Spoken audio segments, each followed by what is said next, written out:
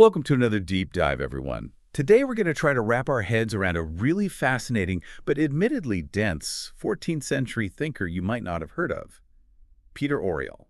His ideas are super influential, though. You can see their echoes in later philosophers like Gregory of Rimini, and there's even a chance he had an impact on Martin Luther. Really? Yeah. Wow. So we're talking about someone who really shook things up, huh? Oh, yeah.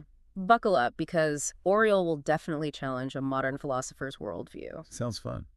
So where do we even start with a guy like this? Well, the Stanford Encyclopedia of Philosophy has a great entry on Auriol. That's our main source for this deep dive. Perfect. Yeah. Okay, so to kick things off, can you give us a little taste of what makes Auriol so radical? What are we getting ourselves into here? One of the big things you need to understand about Auriol is this idea of esse apparens, which is basically that when we perceive something, or even just think about it, it takes on a kind of special existence in our minds. So it's not just about how things are out there in the world, but how they appear to us in the act of thinking or perceiving. Exactly. And what's wild is that Auriol applies this not just to, sensory perception, but to intellectual concepts, too. Can you give an example? Sure.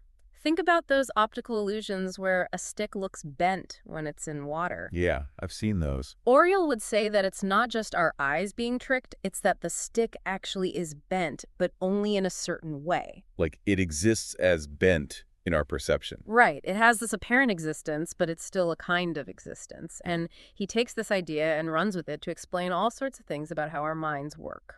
Okay, my mind is already starting to bend a little bit, but before we go too far down that rabbit hole, let's take a step back and get to know Auriol himself a bit.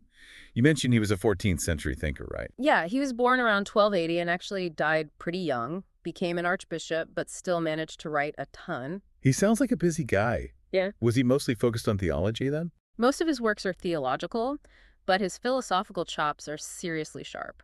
He was always coming up with these systematic ways of thinking about things, and he was constantly engaging with other big thinkers like Duns Scotus and Thomas Aquinas. So he wasn't afraid to go toe-to-toe with the philosophical heavyweights. Not at all. He often flat out disagreed with them, sometimes in pretty radical ways.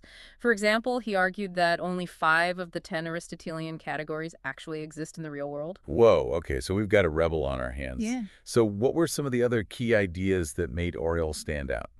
One of the biggest things is his commitment to conceptualism, which is this idea that only individual things really exist. So like, this table exists, and that chair exists, but tableness and chairness as general concepts don't. Exactly. Those universals, as philosophers call them, are just mental constructs for Auriol. I can see how that would shake things up philosophically. But if universals don't exist, how do we even form those concepts in the first place? Auriol says we do it through these things called rations. Basically, each individual thing has its own unique set of characteristics. So like every table has its own specific size, shape, material, and so on. Right.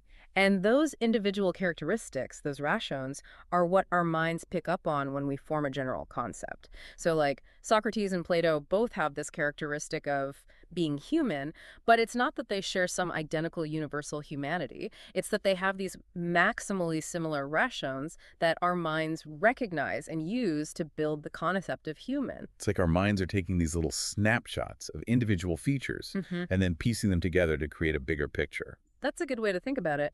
And it all comes back to Auriol's idea that everything starts with individual things and their unique properties rather than these abstract universal forms floating around out there. This is all starting to make sense, but I have a feeling we're just scratching the surface here. Oh, definitely. Auriol's conceptualism has a ton of implications for how he understands knowledge, perception, and even the nature of reality itself. All right, so Auriol's conceptualism is pretty wild. Yeah. It seems like it ties in with his idea as acarensis, right? Like if everything starts with those singular things and their rations, it's our perception and thinking that brings them into this special kind of existence. Yeah, definitely. You're picking up on how Auriol's ideas all kind of weave together into this really intricate system. His conceptualism isn't just about what exists. It's also about how we know and understand the world. So it's about how we get from those individual things to those bigger concepts. And speaking of how we know things, Auriol talks a lot about intuitive and abstractive cognition, doesn't he? That's a distinction that Duns Scotus made, right? Exactly. Scotus said intuitive cognition is about those things that are right there in front of you, actually existing, while abstractive cognition is for things that aren't directly present. You have to use your mind to sort of bridge the gap. So like seeing a tree versus remembering what a tree looks like. Yeah, something like that. But Auriol takes this distinction and kind of flips it on its head. Oh, how so? Well, for Auriol, it's not so much about whether the object is physically there or not. It's more about the quality of the experience, how it's presented to your awareness. He uses this example of like seeing a star in the night sky versus imagining that same star. I think I see what you mean. When you're actually seeing the star, there's this sense of immediacy, of direct contact. But when you imagine it, even if you can picture it really clearly in your mind, it doesn't feel quite the same. Exactly. That feeling, that character of the experience, that's the key difference between intuitive and abstractive cognition for Auriol.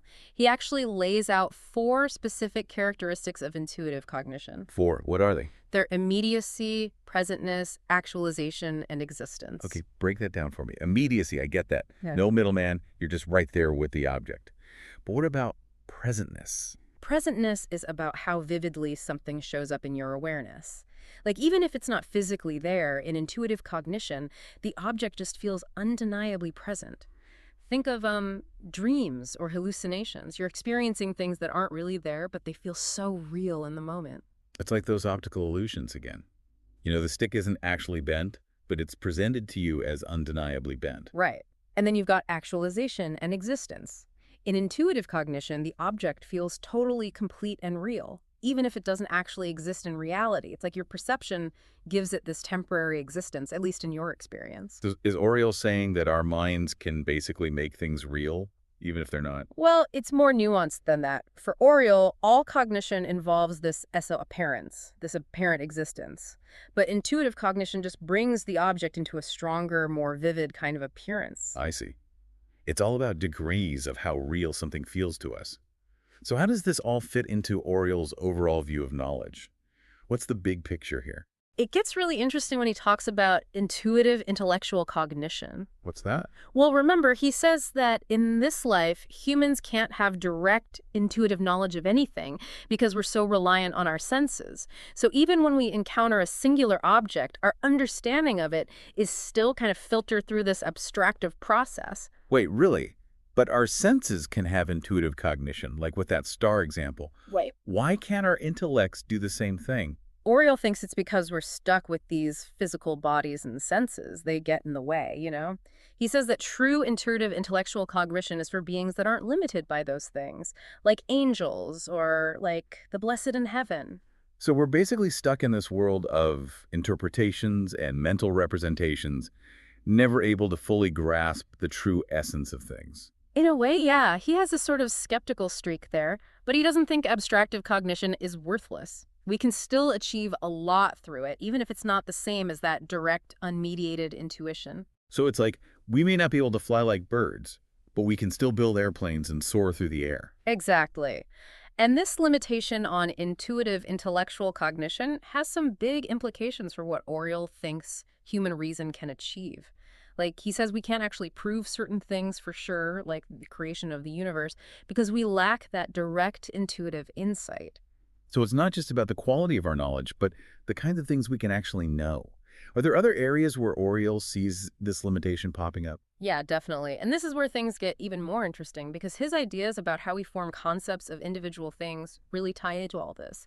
Even understanding those singular things for Auriol involves this level of abstraction and mediation that keeps us from truly grasping their essence. Wow, okay, this is heavy stuff. I think we need a minute to process all of this before we dive into the specifics of how Oriel thinks we conceptualize those individual things. All right, I think I've caught my breath.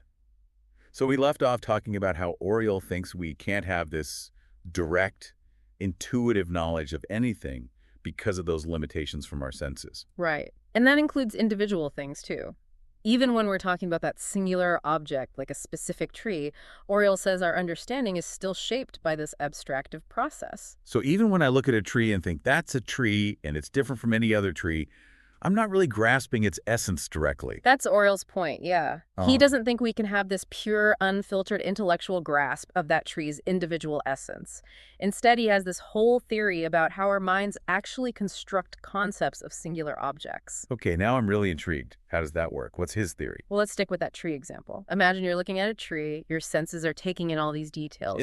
Its size, shape, the texture of the bark. Exactly. The color of the leaves, how the light shines through them, all of that sensory data comes flooding into your mind. So it's like our senses are creating a snapshot of Hmm. all the things that make that tree unique. That's a good way to put it.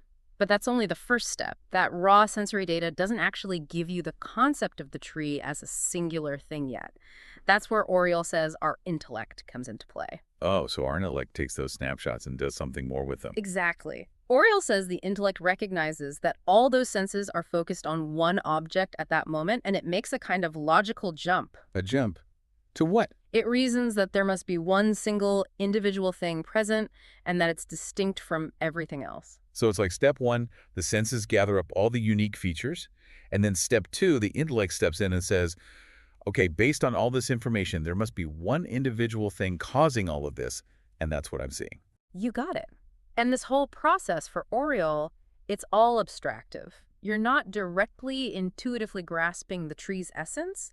You're constructing it intellectually based on that sensory data and reasoning. It's like we're building a concept of the tree in our minds, piece by piece. Exactly. So even when we're talking about these singular objects, our knowledge of them, for Auriol, is always mediated. It's shaped by our thought processes. We're not experiencing that tree directly, but rather our concept of it, our mental representation. That makes me wonder, if our understanding is always going through this filter, so to speak, can we ever really truly know an individual object? Like, are we always kept at arm's length from the real essence of things? That's a big question, and it gets to the heart of Auriol's skepticism about what we can actually know in this life. Remember, he says that true intuitive intellectual cognition is beyond our reach because we're so tied to our bodies and senses. So we're always looking at the world through these cognitive lenses, even when we're focused on individual things. Yeah, we can try to understand things as best we can, gather all the sensory information, use our reasoning to refine those concepts, but there's always going to be this gap between our understanding and the object itself. Auriel seems to suggest that we need to wait for the afterlife to bridge that gap when our souls are free from those limitations. Right. He says that angels and the blessed in heaven, because they're purely intellectual beings, they would have that direct, intuitive knowledge that we lack. So they get the full high-definition experience of reality, and we're stuck with standard def. Well, it's a bit more complicated than that, but I think you get the idea. I do. It's a bit humbling. But also, honestly, kind of inspiring. It makes you realize how much there is to explore when it comes to how we know things. It really does. And that's the beauty of philosophy. Thinkers like Auriol, they push us to question our assumptions, consider new possibilities, and appreciate just how amazing our minds really are, even with their limitations. Couldn't have said it better myself.